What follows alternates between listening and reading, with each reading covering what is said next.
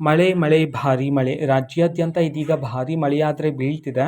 ಇದೇ ನಿಟ್ಟಿನಲ್ಲಿ ಮುಂದಿನ 3 ದಿನ ಅಂತಂದರೆ ಜೂನ್ 16ನೇ ತಾರೀಕಿನವರೆಗೂ ಸಹ ಈ ಜಿಲ್ಲೆಗಳಲ್ಲಿ ಭಾರೀ ಮಳೆಯಾಗ್ತಕ್ಕಂಥ ಸಾಧ್ಯತೆ ಇದೆ ಅಂತ ಹೇಳಿ ಹವಾಮಾನ ಇಲಾಖೆ ಕಡೆಯಿಂದ ಇದೀಗ ಮಾಹಿತಿಯನ್ನು ಘೋಷಣೆ ಮಾಡಲಾಗಿದೆ. ಹಾಗಿದ್ರೆ ಬನ್ನಿ ಇದರ ಬಗ್ಗೆ ಸಂಪೂರ್ಣವಾಗಿ ಇನ್ಫಾರ್ಮೇಷನನ್ನು ಈ ವಿಡಿಯೋದಲ್ಲಿ ತಿಳ್ಕೊತಾ ಹೋಗೋಣ.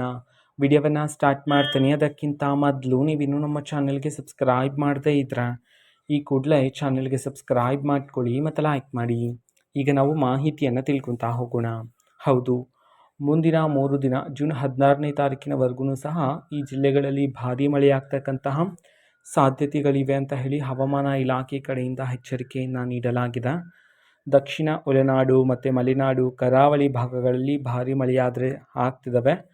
ಸೊ ಮೊದಲಿಗೆ ಮೈಸೂರು, ಮಂಡ್ಯ, ಹಾಸನ, ಕೊಡಗು, ಚಾಮರಾಜನಗರ ಈ ಜಿಲ್ಲೆಗಳಲ್ಲಿ, ಜೊತೆಗೆ ಚಿಕ್ಕಮಗಳೂರು, ಶಿವಮೊಗ್ಗ, ಬೆಂಗಳೂರು ನಗರ, ಬೆಂಗಳೂರು ಗ್ರಾಮಾಂತರ ಈ ಜಿಲ್ಲೆಗಳಲ್ಲಿ ಗುಡುಗು ಮಿಂಚು ಸಮೇತ ಭಾರೀ ಮಳೆ ಆಗ್ತಕ್ಕಂಥ ಸಾಧ್ಯತೆ ಇದೆ.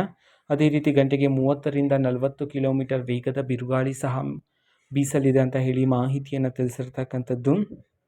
ನಂತರ ಕರಾವಳಿ ಭಾಗಗಳಾದ ಉಡುಪಿ, ದಕ್ಷಿಣ ಕನ್ನಡ, ಉತ್ತರ ಕನ್ನಡ ಈ ಜಿಲ್ಲೆಗಳಲ್ಲಿ ವ್ಯಾಪಕ ಮಳೆಯಾಗ್ತಕ್ಕಂಥ ಸಾಧ್ಯತೆಗಳಿವೆ. ಅದೇ ರೀತಿ ಉತ್ತರ ಒಳನಾಡಿನ ಭಾಗಗಳಾದ ಬೆಳಗಾವಿ, ಧಾರವಾಡ, ಅದೇ ರೀತಿ ಗದಗ, ಹಾವೇರಿ, ವಿಜಯಪುರ, ಕಲಬುರಗಿ, ಯಾದಗಿರಿ, ರಾಯಚೂರು, ಚಿತ್ರದುರ್ಗ ಈ ಜಿಲ್ಲೆಗಳಲ್ಲಿ ಸಹ ಭಾರೀ ಮಳೆಯಾಗ್ತಕ್ಕಂಥ ಸಾಧ್ಯತೆ ಇದೆ ಮುಂದಿನ 3 ದಿನ ಅಂತ ಹೇಳಿ ಇದೀಗ ಹವಾಮಾನ ಇಲಾಖೆ ಕಡೆಯಿಂದ ಮಾಹಿತಿಯನ್ನಾದರೆ ತಿಳಿಸಿರ್ತಕ್ಕಂಥದ್ದು.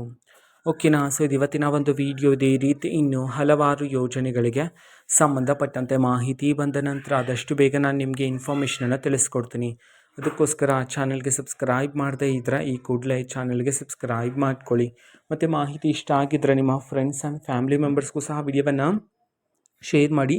ಜೊತೆಗೆ ಚಾನಲ್ಗೆ ಸಬ್ಸ್ಕ್ರೈಬ್ ಮಾಡಿಕೊಂಡು ಸಪೋರ್ಟ್ ಮಾಡಿ. So thank you, bye.